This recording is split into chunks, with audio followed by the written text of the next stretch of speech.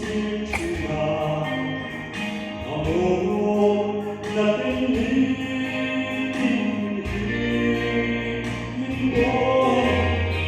các chúng ta lâu trong suốt tháng vì sao in lòng Chúa em và em đã lâu lâu.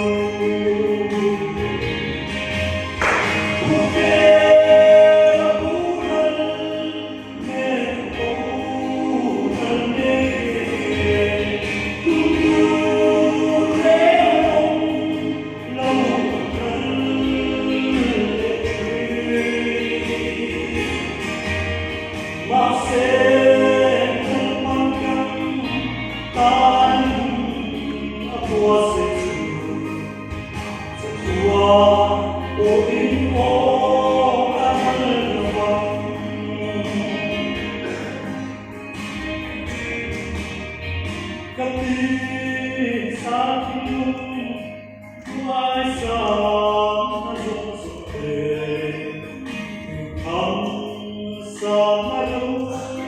Ghiền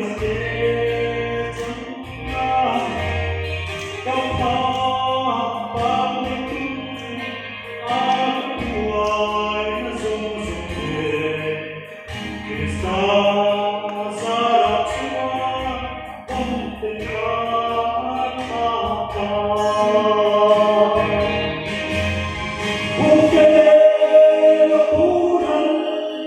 để không